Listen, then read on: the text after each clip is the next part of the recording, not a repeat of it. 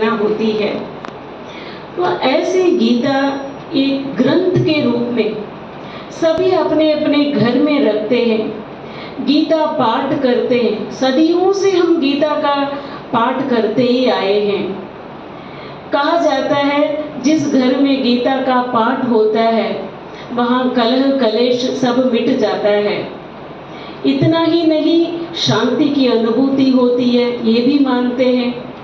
जहाँ पे अकाले मृत्यु हो जाता है वहाँ भी गीता का पाठ रखा जाता है। गीता पढ़ने से जीवन में शांति की प्राप्ति होती है, ये भी मानते हैं। गीता पाठ करने से मनुष्य का जो जीवन स्तर है वो बहुत ऊंचा हो जाता है, इसलिए हम ये सब करते ही आए हैं। लेकिन ये सब करते हुए भी कहीं ना कहीं ये महसूस होता है कि कुछ ना कुछ मिसिंग है। इतना ऊंचा गीता जो भगवान ने गाई है उसका हम पाठ कर रहे हैं, नित्य पूजा में रख रहे हैं, उसका पूजा भी कर रहे हैं, सब कुछ कर रहे हैं। ये सब करने के बाद भी कहीं ना कहीं आज मनुष्य शांति की खोज ही कर रहे हैं। तो कहीं ना कहीं वो मिसिंग लिंक है, कहाँ वो गलती है, उसको हम समझेंगे। क्योंकि गीता पाठ करना, उसका पूजन करना, ग्रंथ को रख के, ये एक बात है। क्या हम गीता को सही मायने में समझ करके जीवन में उतारने का प्रयास करते हैं?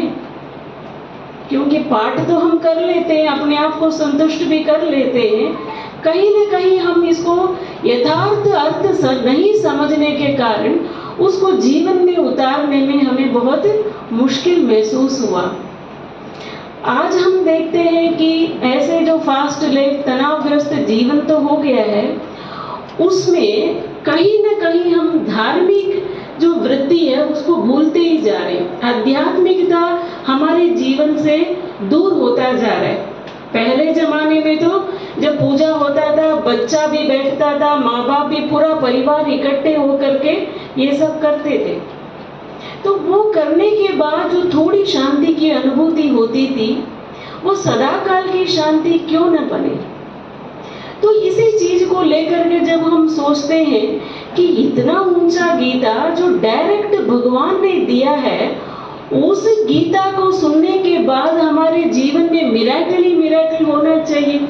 जब मनुष्यों की लिखी हुई ये शास्त्र, इतिहास, पुराण पढ़ने के लिए हम इतना प्रयत्न कर रहे हैं, जब भगवान बात सुनकर के क्या नहीं होना चाहिए हमारे जीवन में। तो अब इसको हम थोड़ा और गहराई से सुनेंगे, जब सोचेंगे तो गीता ज्ञान किसको दिया गया। अब ये जो अर्जुन था, अर्जुन माना जो ज्ञान का अर्जन करता था, पांडव पुत्र दिखाया अर्जुन को। जो अर्जुन की बहुत महिमा हम जानते हैं। कौन था वो अर्जुन? अर्जुन को दिखाया गया है कि बहुत बड़ा योद्धा, महारथी और बहुत महीन बुद्धि वाला, पराक्रमशाली दिखाया। अर्जुन बहुत ऊंच कुल का दिखाया, शिव भक्त भी था। तपस्या करके उसने बहुत सारे अस्त्र शस्त्र पाए हुए थे भगवान से, डायरेक्ट वरदान के रूप में। उसकी इतने महिमा, वो दोनों हाथों से तीर चला सकता है। तो गांडीव जो उसका जो वो जो क्या कहते हैं, धनुष, जो तीर, जो धनुष कहते हैं, धनुष है, वो जो धनुष है वो उसके अलावा कोई भी नहीं चला सकता है। इतना बड़ा योद्धा, इतना महिमा योग्य, और ऐसा अर्जुन, उस अर्जुन की इतना महिमा होते हुए भी अर्जुन को किस परिस्थिति में भगवान ने गीता ज्ञान दिया, ये सब हम जानते ही हैं। तो इसको सुनने से पहले थोड़ा सा हम अपने आप को वो अर्जुन महसूस करके देखेंगे। इतना ऊंचा जो अर्जुन था, जिस युद्ध के लिए उसने 14 साल इंतजार किया कि कब वो घड़ी आएगी, मैं युद्ध करके मेरे भाइयों को हरा दूंगा युद्ध में, और फिर से वो जो खोया हुआ राज्य की प्राप्ति करना है, मुझे इंतजार कर रहा था। जब वो घड़ी आई तब क्या हुआ? 11th आवर में वो फेल हो गया। ऐसे टाइम आया जो इतना बड़ा पराक्रमशाली योद्धा क्यों फेल हो गया? कुछ ना कुछ तो कारण होगा ना। तो इतना ऊंचा अर्जुन जब वो देखता है कि ये मेरे ही अपने भाई है, मामा, काका, चाचा, गुरु, गोसाई सब सामने खड़े हैं, तब उसके मन में मोह की भाव जब उत्पन्न हो जाता है, मोहग्रस्त मन क्या हो जाता है? अपनी शक्तियों को भूल जाता है। तो यही हुआ अर्जुन के साथ भी।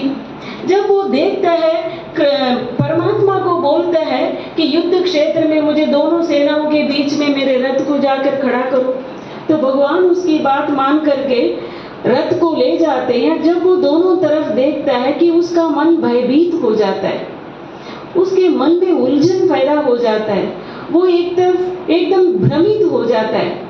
जब उसके मन में उस समय एक धर्म संकट आ जाता है, दुविधाएं आ जाती है, जिसको हम डायलेमा कहते हैं, करे या नहीं करे, कैसे करे। वो सिचुएशन ऐसा था, ना वो छोड़ सकता है, छोड़ के भाग भी नहीं सकता, वो कर भी नहीं सकता। जब उसके मन में ऐसी भावनाएं उत्पन्न होगी, अर्जुन अपने सारे जो पढ़े हुए विद्या भूल जाता है, अपना जो शस्त्र विद्या भूल करके उसके हाथ से गांडीव धनुष ऐसे फिसल करके नीचे गिर जाता है, हाथ पूरे शरीर में पसीना ही पसीना हो जाता है। वो सब कुछ अस्त्र शस्त्र फेंक करके भगवान के सामने बैठ जाता है कि अब मैं युद्ध नहीं करूँगा, क्योंकि ये मेरे अपने ही हैं, मैं कैसे युद्ध करूँ। अब सोचिए, जहाँ पे मैं और मेरापन आया, मोहवश मन हुआ, तो उस मन की शक्तियां सारा खत्म हो गया। तो जब अर्जुन की ये मनोदशा हुई, तो उसका कारण तो अभी हम समझ ही गए। तो ये कुरुक्षेत्र भूमि में जो ये दिखाया गया है, एक सेकंड के लिए अगर हम सोचें, क्या ये हमारे जीवन के आसपास या हमारे मन में, हमारे परिवार में नहीं हो रहा है ऐसे? हर एक का मन आज कुरुक्षेत्र की तरह हो गया है, मन में ही वो युद्ध चल रहे। जैसे कहीं ना कहीं तेरे मेरे की बातें, ईर्ष्या, द्वेष, घृणा भाव, ये सब चीजें बढ़ता ही जा रहा है। आज हर व्यक्ति अपने अंदर युद्ध कर रहा है। जब वो ऐसे युद्ध करता है, तो ये जो है कहीं ना कहीं हम अर्जुन की तरह ही बन गए ना। तो इसीलिए जब हम गीता ज्ञान जो भी हम सुनेंगे, अपने आप को अर्जुन समझ करके हम बैठेंगे। कुछ समय के लिए जरूर हम अर्जुन बन करके बैठेंगे, तभी भगवान जिस भाव से हमें वो क्या करते हैं, फिर और उसका धर्म संकट बढ़ जाता है, तब वो क्या करता है, अपने बुद्धि को भगवान के सामने सरेंडर कर देता है।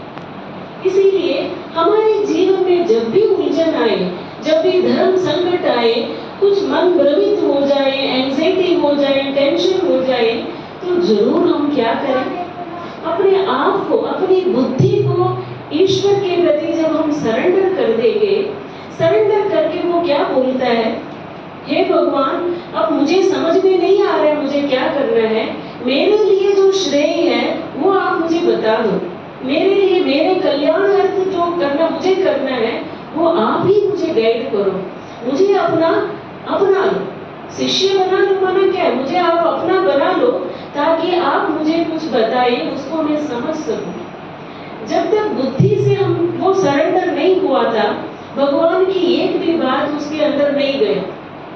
तो हम सब अर्जुन भगवान के प्रति अपने आप को जब हम सरेंडर कर लेंगे, बुद्धि को ऐसा सरेंडर करेंगे, वो जो बोलेगा, जैसा कहेगा, वैसे ही हम करने को तैयार हो जाए।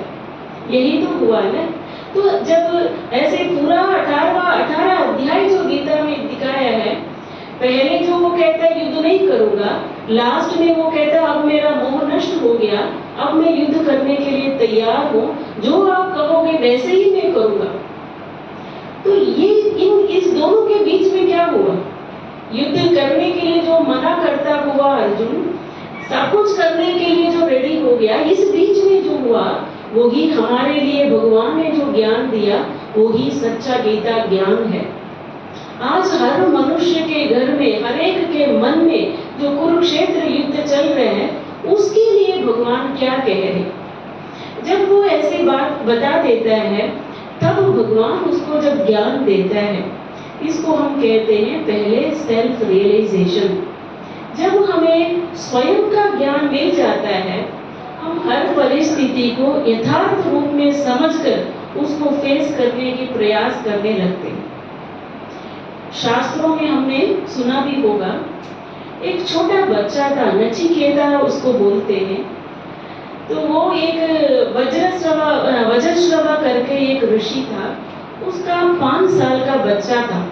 वो नचिकेता ऐसा था, सिर्फ 5 साल का था, लेकिन उसका जो बुद्धि ऐसी थी, जो बहुत बड़ा, जो महान आत्माओं की तरह उसकी बुद्धि थी। हर चीज को वो महीन बुद्धि से समझता था, हर चीज का प्रश्न पूछता था। तो उनके पिता जब यज्ञ रचते हैं, उसमें एक समय ऐसा आता है जो आपको जीवन में बहुत प्रिय है, जो आपको बहुत पसंद है, वैल्यूबल जो आप मानते हैं, उसको यज्ञ में स्वाहा करना है, तभी आपको मन इच्छित फल प्राप्त होगा। तो वो जब सोचते हैं पिताजी, तो मेरे बहुत करीब तो मेरा बच्चा है, उसको कैसे मैं यज्ञ में स्वाहा कर सकता हूँ। वो क्या करते हैं, जो बूढ़े गाय जो होते हैं, जो अभी उसका कोई काम नहीं है, दूध भी नहीं दे सकता, वो कुछ कर ही नहीं सकता, ऐसे गायों को यज्ञ में अर्पण करते हैं। जब वो बच्चा देखता है, पिताजी से जाकर वो पूछता है, क्योंकि वो बहुत क्यूरियस था, हर चीज को समझने के लिए, पूछने के लिए। कहता है, आपने ये गाय का जो यज्ञ में स्वाहा क्यों किया गायों को? वो कहते हैं कि क्योंकि मैं आपको इसमें बलिदान कैसे दूं, इसीलिए मैंने गायों को दिया। वो कहता है, आपने जो यज्ञ किया उसका फल तो मिलेगा ही नहीं आपको। तो आपको जब ये कहा गया है, जो आपको पसंद, जो बहुत करीब है, जो आपको बहुत लवफुल जो है, उसको करना है, तो क्यों नहीं किया? बार बार जब वो पूछता है, उनको इतना गुस्सा आता है, वो क्या कहते हैं, चलो तुमको मैंने यमराज के पास भेज देता हूँ करके उसको यमराज के पास भेज देता है। जब यमधर्मराज का जो स्थान है, वहां वो बच्चा पहुंच जाता है। वहां देखता है वो बहुत बड़ा गेट है, वो बंद है, यमधर्मराज तो वहां था ही नहीं। तो वो वेट करता रहता है, 3 दिन हो गया, वो ना पानी पीता है, ना भोजन स्वीकार करता है, वेट करता है कब वो आएगा, कब मुझे कुछ प्रश्न है वो पूछना है। जब वो यमधर्मराज वहां 3 दिन बाद आता है, वो देखता है वो एक बच्चा 3 दिन से बाहर भूखा पेट खड़ा है, तो वो बहुत प्रसन्न हो जाता है। कहता है, मैं आपको कुछ वरदान देना चाहता हूँ, जो आप मांगोगे वो दे दूंगा। तो वो बच्चा कहता है, सबसे पहले तो मुझे मेरे जो पिताजी जो मेरे ऊपर बहुत नाराज हो गए, दुखी हो गए, उनको ठीक कर दो, प्रसन्न कर दो। वो कहते हैं तथास्तु।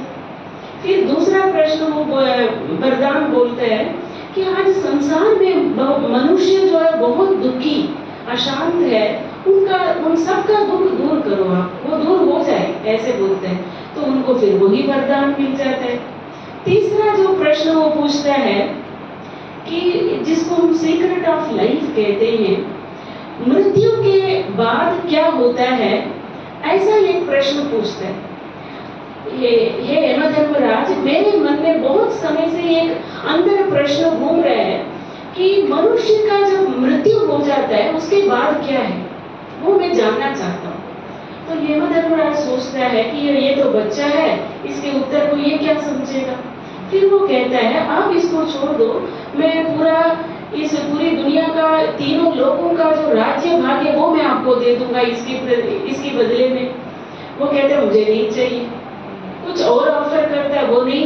एक ही बात को वो पकड़ के बैठता है कि ये जो संसार जो चल रहा है, ये मनुष्य जीवन में जो सबसे मुश्किल जो घड़ी आती है, और उसके पजल है ना, वो क्या होता है मृत्यु के बाद, वो मैं जानना चाहता हूँ। जब वो इतनी बार बोलता है, बार बार वो बात मानता ही नहीं है, तब यमधर्मराज उसको पूरा आत्मा का ज्ञान दे देता है बैठ करके। तो ये नचिकेतस, ये तुम्हारा शरीर है, तुम शरीर नहीं हो, ये शरीर नाशवान है, तुम आत्मा हो। ये रथ है, इस रथ को तुम चलाने वाले हो। ऐसे करते करते बहुत सारे आत्मा की बात बताता है। फिर उसको कहता है, कोई भी इस संसार में मरता ही नहीं है, वो शरीर छोड़ने के बाद में इधर आते हैं, फिर से वो पुनर्जन्म में चले जाते हैं। तो इस तरह से जब उसको आत्मा का ज्ञान मिल जाता है तो वो तृप्त हो जाता है।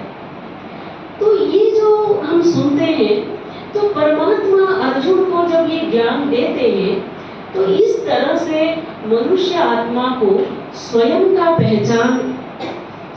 पहचान मिल जाता है। तो अब आप देखेंगे कि महाभारत के अंदर जो गीता का उपदेश दिखाया गया है, वो गीतोपदेश भी यही था। जैसे भगवान ने वायदा किया कि जब जब धर्म की ग्लानि होती है, मैं आकर के सत्य धर्म का स्थापना और अधर्म का विनाश और सत्य धर्म की स्थापना करता हूँ। तो जब वो वायदा करते हैं, आकर के जो योग सिखाते हैं, एक तरफ तो गीता को तो दिखाते हैं कि युद्ध का शास्त्र है, लेकिन वो सारा जो गीता है उसमें योग की बातें ही कही गई। तो ये जो 18 अध्याय में भगवान ने योग की बातें ही कही। तो वो जब योग सिखाते हैं परमात्मा आकर के अर्जुन को, वो है सच्चा गीता ज्ञान। धर्म ग्लानि का समय तो अभी ही चल रहा है। परमात्मा इस धरा पर आकर के वो गीता ज्ञान देते हैं, जिसको हम सहज राजयोग कहते हैं। गीता का एक सुंदर श्लोक है। भगवान कहते हैं, परमात्मा हम अर्जुन को क्या कहते हैं? राजविद्या राजगुह्यम पवित्रम इदमुत्तमम। तो वो कहते हैं ये विज्ञान सहित ये जो राज विद्या है, ये मैं आपको बताऊंगा।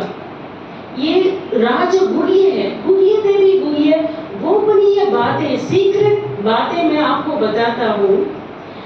प्रत्यक्षावहमं धर्म्यं सुसुखं कर्तुम् अव्ययम्। ये जो मैं ज्ञान आपको देता हूँ वो प्रत्यक्ष फल देने वाला है।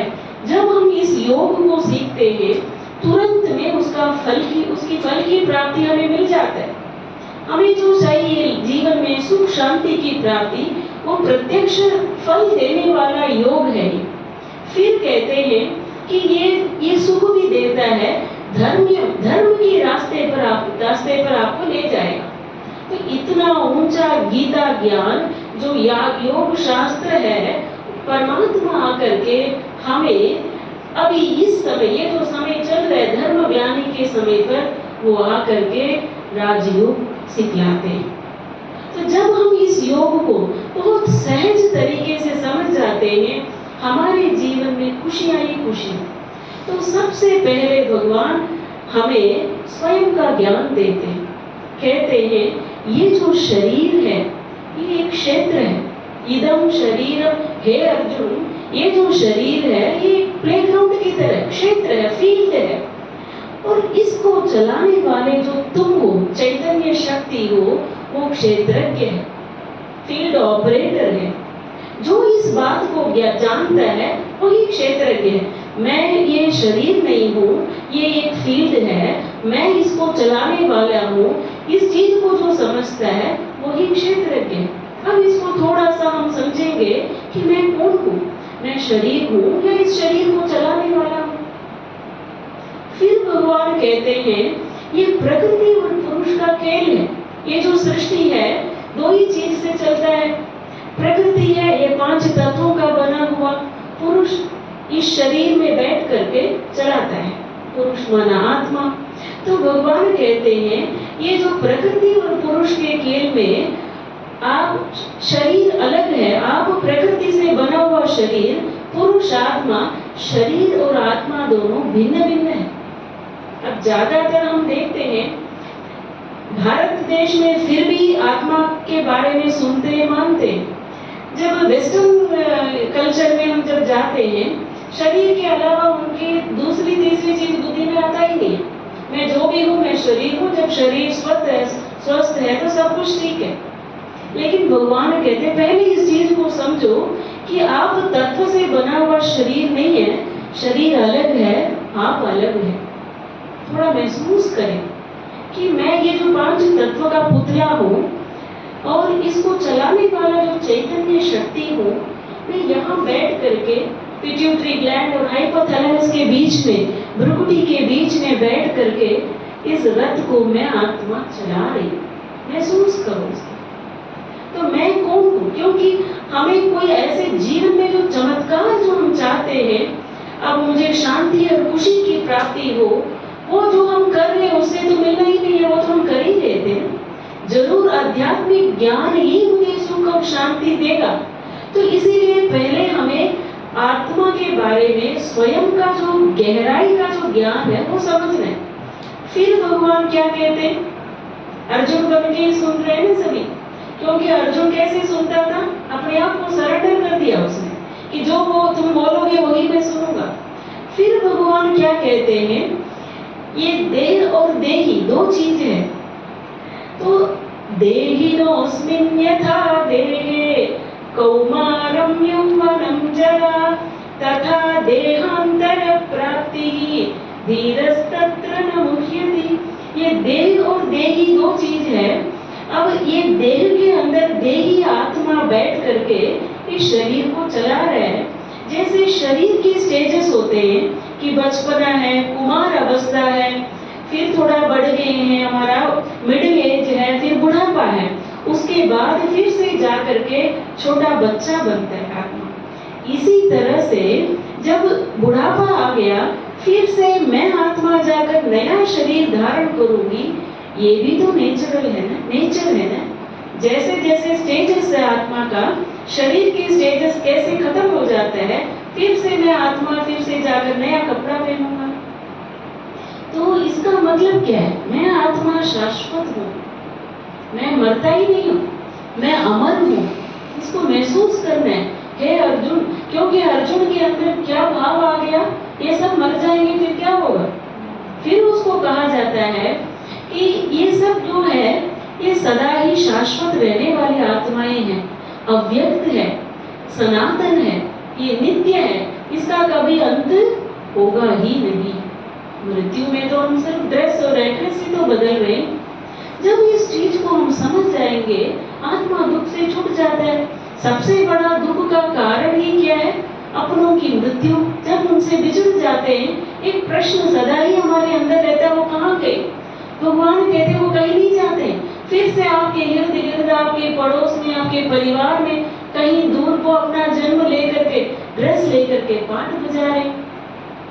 फिर आत्मा की और गहराई में भगवान ले जा करके हमें कहते हैं, नैनं छिन्दन्ति शस्त्राणि नैनं दहति पावकः न चैनं क्लेदयन्त्यापो न शोषयति मारुतः। ये जो आत्मा है ये शाश्वत है, अमर है, तो मैंने सुना, लेकिन ये अस्त्र शस्त्र से इसको काटा नहीं जा सकता। कितना भी कुछ हो, किसी की मृत्यु हो गया, अब पोस्टमार्टम करते हैं, किसका पोस्टमार्टम होता है? तत्व से बना हुआ इस शरीर का। नैनं दहति पावकः, अग्नि इसको जला नहीं सकता। अगर हम जीते जी गैस में थोड़ा भी उंगली भी लग गया तो कितना दर्द होता है। अब किसको हम जला रहे हैं? रति को जला रहे हैं ना, जिसके अंदर रति है ही नहीं। तो आत्मा को कोई अग्नि जला नहीं सकता।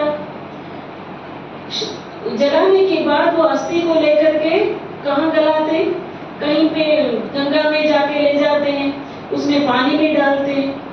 फिर कहा जाता है न चैनं क्लेदयन्त्यापो, पानी से इसको आप गीला भी नहीं कर सकते हो।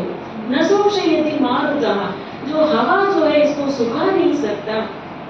इसी को हम हमेशा सुनते आए कि न जला सकता है, न कोई मार सकता है, न काट सकता है। प्रकृति की चीजों से आत्मा को हम टच नहीं कर सकते, इसीलिए दिखाई भी नहीं देता है।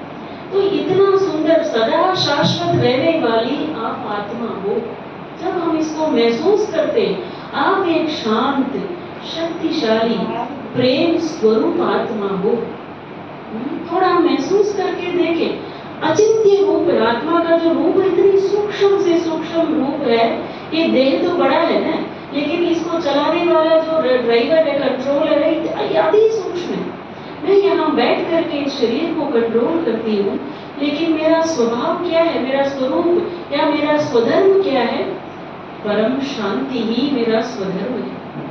तो मैं आत्मा शांत स्वरूप हूँ। फिर क्या कहते हैं भगवान? आत्मा जब इस 5 तत्वों से बने हुए शरीर और इंद्रियों के कनेक्शन में आ जाता है तो आत्मा क्या हो जाता है? धीरे धीरे उसमें कर्मों का लेप चढ़ जाता है। फिर क्या हो जाता है? आत्मा के अंदर विकार पैदा हो जाता है तो हम शांति को खो देते हैं। कैसे खोया? इतना मैं आत्मा इतना उच्च शांत स्वरूप थी, लेकिन धीरे धीरे हम शांति मांगने वाले कैसे बने? कहीं ना कहीं अपने आप को देह समझ करके विकारों के वश हो गए तो हम शांति को भूल गए। इसीलिए ही भगवान कहते हैं सर्वधर्मान परित्यज्य। क्या है? इसको कितने बार ये श्लोक हमने सुना है। वो कहते हैं मैं हिंदू हूँ, मैं क्रिश्चियन हूँ, मैं मुस्लिम हूँ, मैं डॉक्टर हूँ, मैं इंजीनियर हूँ, मैं माँ हूँ, मैं बहू हूँ, मैं पिता हूँ। ये है देह का धर्म। सर्वधर्मान परित्यज्य मामेकम शरण। जब तक हम देह और देह के धर्म को भूल करके स्वयं के स्वरूप में स्थित नहीं होंगे, हम आत्मिक स्वरूप में स्थित नहीं होंगे तो उसके शरण में कैसे जाएं? तो इसीलिए परमात्मा कहते हैं आप देह और देह के धर्म को कुछ समय के लिए तो भूलो। जब हम यहाँ आ गए तो आ गए, ठीक है, तो वो भूले सचमुच मैं कौन हूँ। हम कौन है? हम लाइट एनर्जी है। इस शरीर को चलाने वाला मैं चैतन्य शक्ति हूँ, ज्योति पुंज हूँ। इस यहाँ बैठ करके मैं इसका कंट्रोलर हूँ। शरीर पावरफुल है या आत्मा पावरफुल है? तो इसीलिए कहते हैं कि आप एक शक्तिशाली आत्मा हो, एक प्रेम स्वरूप पवित्र आत्मा हो। इसको महसूस करना। आप एक शांत स्वरूप। आत्मा का धर्म क्या है? शांति है। देह के धर्म तो हमने सुना ना कि बहुत सारे देह के धर्म, तो लेकिन आत्मा का धर्म ही शांति है। जब हम अपने स्वरूप में स्थित हो जाते हैं अपने आप शांति की अनुभूति होने लगती है। फिर हम थोड़ा आगे बढ़ते हुए अभी हमने सुना है हमारा अशांति का कारण भी क्या हो गया। अभी थोड़ा सा हमने जो है गीता में तो इतनी सारी बातें लिखी है।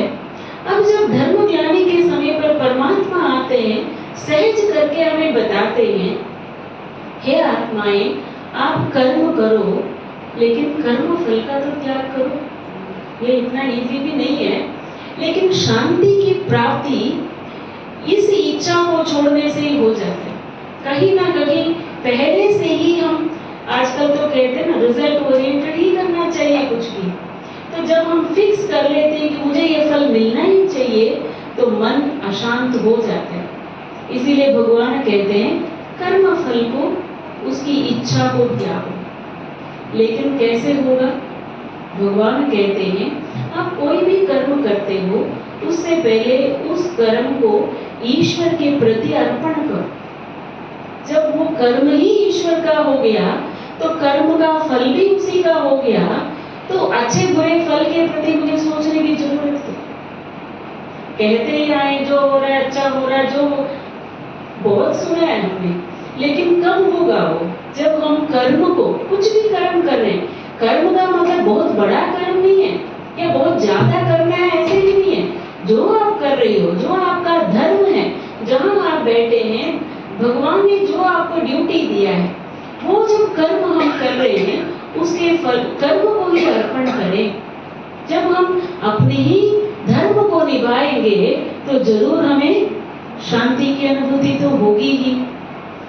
फिर एक श्लोक में भगवान ये भी कहते हैं कि जो आत्मा ज्ञान की प्राप्ति करती है, शांति निर्वाण परम, शांति को प्राप्त करती है। अब हम परमात्मा के पास आते हैं ज्ञान की प्राप्ति के लिए। डेली तो हम भगवान से यही कहते आए तमसो मां ज्योतिर्गमय, अंधकार से रोशनी की तरफ ले चलो, हे भगवान मेरी आंखें खोलो। तो परमात्मा आकर के ज्ञान रूपी तीसरा नेत्र देते हैं। तो सबसे पहली प्राप्ति क्या है? आत्मा को शांति की अनुभूति होने लगती है। तो हम सुनते सुनते भी शांति का अनुभव कर लेते। तो इसीलिए परमात्मा कहते हैं ज्ञान आपके जीवन का बहुत पहला हिस्सा हो, सबसे लास्ट में रखा है ना हमें। ज्ञान की प्राप्ति के लिए तो उम्र पड़ी है अभी, लेकिन अगर हमारे मन में ही शांति नहीं है तो अब ज्ञान की प्राप्ति हम करने का प्रयत्न भी नहीं कर रहे। इसीलिए कहीं न कहीं फिर से हम आध्यात्मिकता की तरफ मन को ले जाए। बच्चों को भी तो ये चाहिए ना। कौन सा स्कूल है जो बच्चों को सिखा रहा है कि शांति की अनुभूति करने से आपका मन एकाग्र होगा, फोकस इससे बनेगा, आप जब पढ़ोगे वो याद रहे? कौन सा स्कूल सिखाता है? कोई भी स्कूल नहीं सिखाता है। अब हम इमोशंस को, अपनी भावनाओं को कंट्रोल करने से मन जो है शक्तिशाली बनता है, कोई सिखाता ही नहीं है। अध्यात्म जो है वो एक साइंस है। अभी तो एक्चुअल में हम क्या कर लेते हैं, उसको अलग कर दिया। दुनिया का ज्ञान लौकिकता भौतिकता में ही हमारा समय जा रहा है, फिर भी कहीं ना कहीं हम खाली है, उसकी खोज में अभी तक भी है। जीवन का लास्ट पड़ाव भी आ जाता है, फिर भी हम खोज नहीं। कुछ समय तो मुझे शांति मिले और गहन शांति का अनुभव तो हो जाए। फिर परमात्मा क्या कहते हैं? अशांत मन अगर होगा सुख की प्राप्ति नहीं होगी। अब अशांत मन क्यों हो जाता है? जब हमारा मन इंद्रियों के वश होकर के उसी प्राप्ति के पीछे ही दौड़ रहा है। अब हम कमा रहे हैं वो जरूरी है, लेकिन वो लोभ बन जाता है तब उसका तो कोई अंत है ही नहीं। तब इंद्रियों के वश हो जाता है मन, इंद्रियों के पीछे ही दौड़ता है मन, वो अशांत हो ही जाता है। अब अशांत मन में खुशी या सुख कहाँ से मिलेगा? अशांतस्य कुतः सुखम, बहुत स्पष्ट बोला है भगवान ने कि अशांत मन कभी खुशी, सुख, चैन, आनंद की अनुभूति कैसे कर सकते हैं? इसीलिए अगर कोई जिंदगी में कोई मिरेकल है तो वो शांति की अनुभूति है। इतना बड़ा पत्थर भी उठाने के लिए बोलेंगे ना, कोई उठा लेगा। 2 मिनट मन को शांत करने के लिए बोलेंगे तो जो कभी याद ना आए वो भी याद आता है। वो इतना सहज नहीं है। इसके लिए तो हमें कुछ समय का अभ्यास चाहिए। अर्जुन जब परमात्मा से पूछते कि मेरा मन एकाग्र क्यों नहीं हो रहा है, 2 ही जवाब देते हैं। हमारे अंदर जब वैराग्य की उत्पन्नता होती है और अभ्यास होता है, दोनों चीजों से हम मन को कंट्रोल कर सकते हैं। वैराग्य का मतलब तो लोगों ने सोचा मैं कपड़ा बदलूं, तिलक लगा लूं, अपना गले में रुद्राक्ष डालूं, घर छोड़ के कहीं चले जाऊं।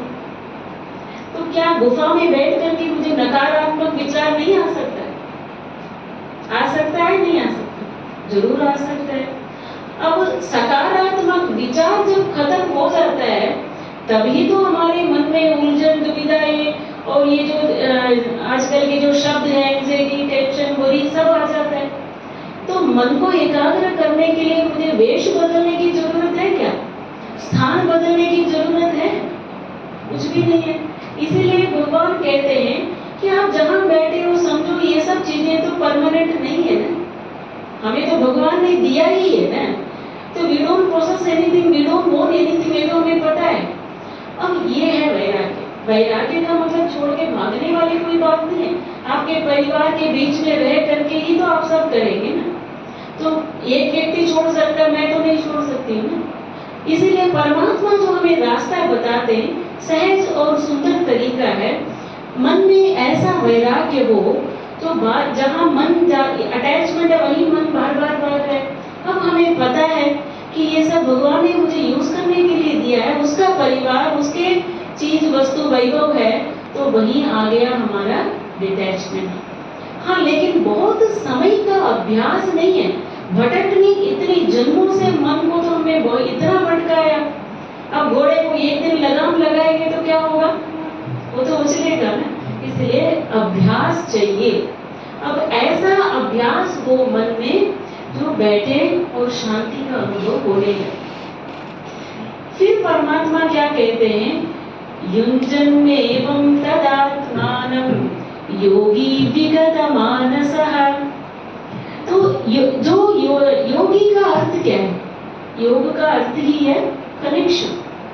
अब जो व्यक्ति मन का कनेक्शन मेरे साथ जोड़ता है, जो अपने मन को मुझ में लगाता है, उसका सारा योगक्षेम मैं ही संभाल लेता हूँ।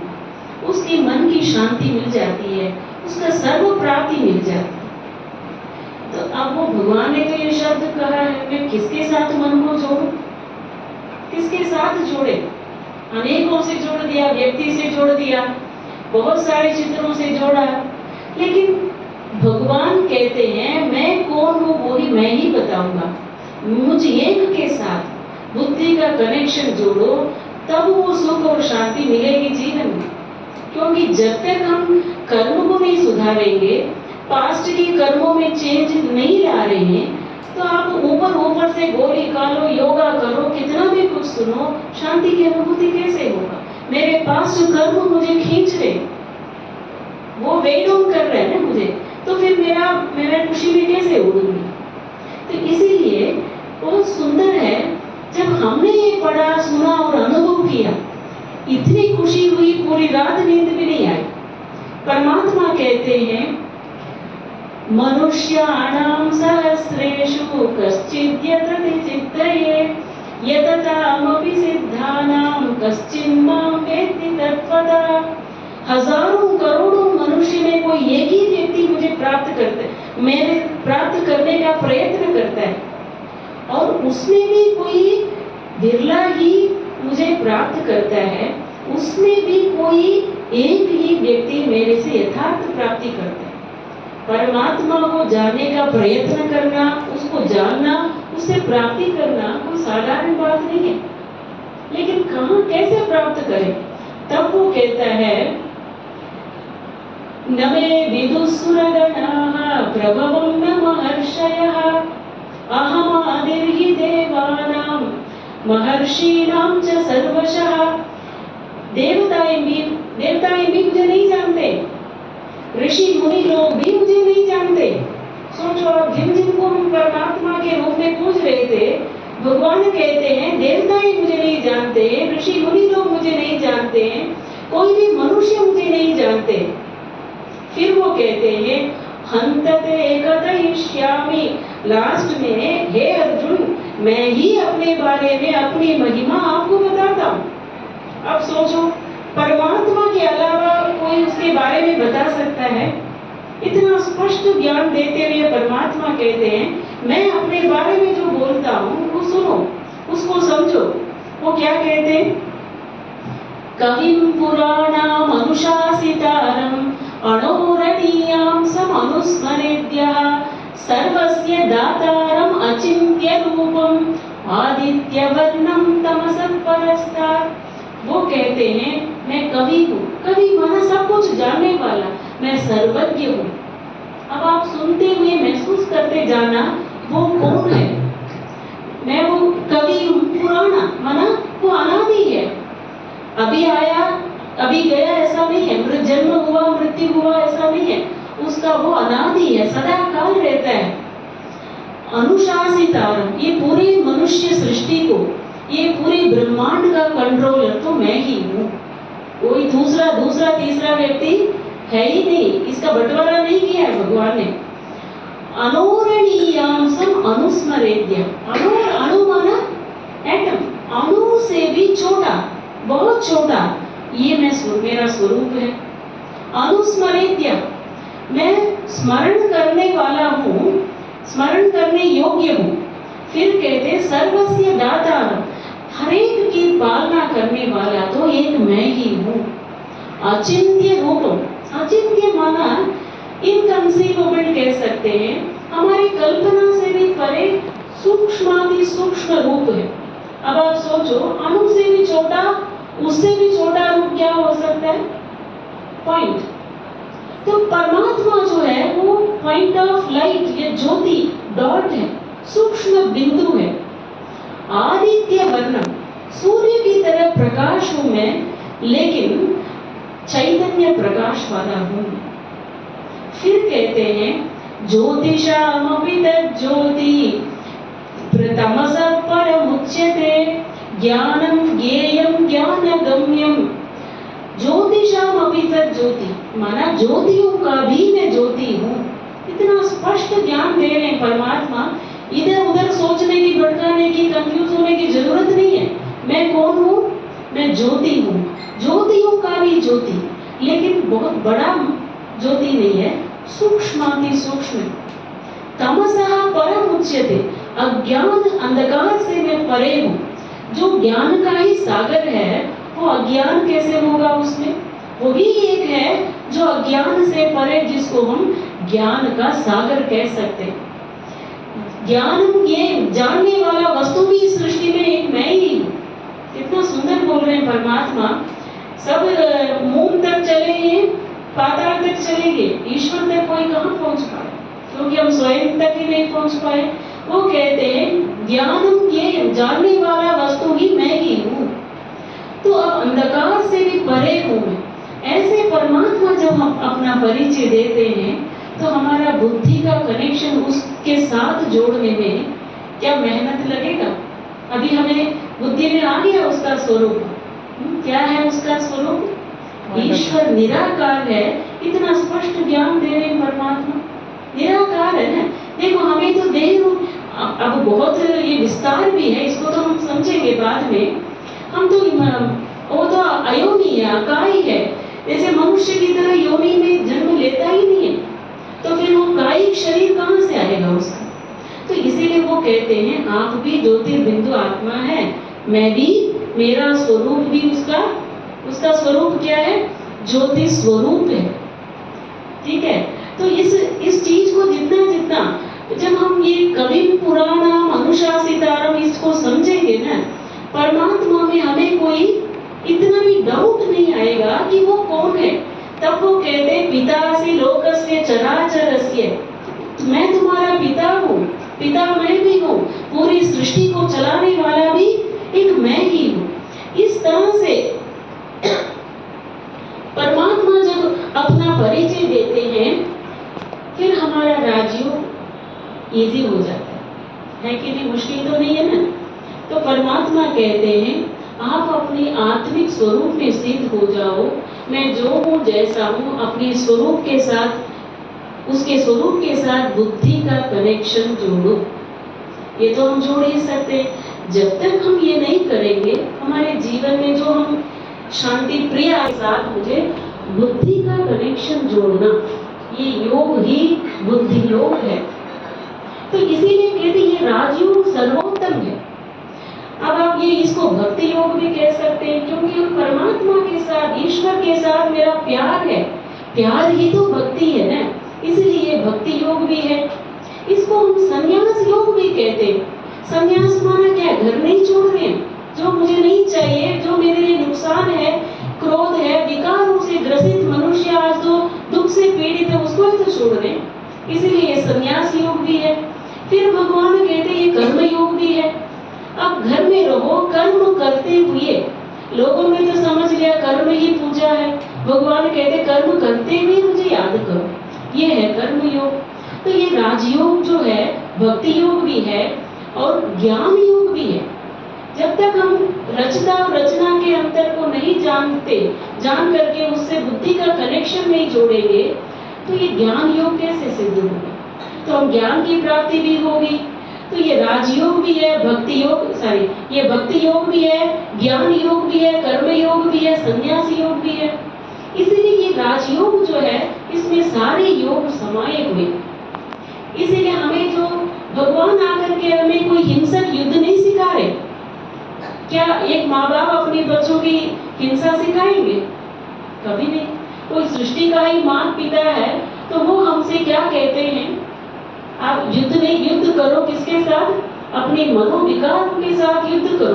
गीता का लक्ष्य ही यही था, स्वयं को जानो, परमात्मा को जानो, अपने मनोविकारों के साथ युद्ध करो, फिर आप देवत्व की प्राप्ति कर सकते हैं। तो इतनी उच्च देवत्व की प्राप्ति करने के लिए हमें क्या करना है? इस सहज राजयोग का अभ्यास जरूर करना है। इसके कनेक्शन में मुझे एक बात याद आ रही है। एक व्यक्ति था, वो एक 40-50 साल का ही था, तो वो अपना परिवार चलाता था, उसको धन कमाना ये सब चीज़ें उसके अंदर बहुत प्रायोरिटी था। वो अपना परिवार को चलाने के लिए सब कुछ करता था। अचानक उसके जीवन में वो दिन आ जाता है, उसकी मृत्यु का दिन आ जाता है, जबकि उसका उम्र भी नहीं हुआ। तो वो जब एकदम उसकी मृत्यु का समय आता है तो वो भगवान को पुकारता है, हे भगवान, अभी मुझे क्यों ले जा रही हो? इधर यमधर्मराज खड़ा है, इधर परमात्मा उसके सामने प्रकट हो जाते। वो कहता है, भगवान मुझे एक दिन का मोहलत दो, सिर्फ एक दिन मुझे चाहिए। अब भगवान कहते, एक दिन में आप क्या कर लोगे? तो वो कहता है, मैंने अपनी पूरी जिंदगी कैसे जी वो मुझे पता है। मैंने कभी शांति की अनुभूति नहीं किया। तेरी मेरी की बातों में मैं लड़ाई झगड़ा ही करता रहा। पूरे जिंदगी धन कमाने में ही चला गया मेरा। एक दूसरे के साथ प्यार से व्यवहार भी नहीं किया। हर बात का तो मेरा रिएक्शन ही मैंने किया। कभी किसी को प्यार ही नहीं दिया, किसी को एक्सेप्ट नहीं किया। फिर वो ये भी कहता है, कभी मैंने किसी को माफ भी नहीं किया जिंदगी में, कभी मैंने माफी भी नहीं मांगा। अब मेरे को वो सारी चीजें याद आ रहा है, मुझे सिर्फ एक दिन का मोहलत दो, ऐसे मांग रहे। कहीं ना कहीं ये हमसे जुड़ा हुआ तो नहीं है? क्या हम पूरी जिंदगी जीते जी सब कुछ किया, लेकिन ये सब करके खुशी का जीवन बिताया हमने, शांति की अनुभूति की, परमात्मा को याद किया, एक दूसरे के साथ प्रेम बांटा, एक दूसरे की गलती को माफ किया, जैसे भाई ने कहा ना, ग्रेटिट्यूड, एक दूसरे के शुक्रगुजार थे।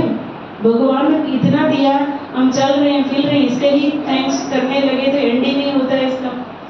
तो इसीलिए कहते हैं, फिर जब उसको एक दिन मिल जाता है, ये हमारे लिए न्यू लाइफ है। वो एक दिन भगवान आज आपको दे रहे हैं, वो एक दिन का मतलब बाकी जिंदगी एक नया जीवन है। इस नए जीवन को, इस अपॉर्चुनिटी को यूज करके फिर से उस खुशी, उस परम आनंद की प्राप्ति हम कर सकते हैं।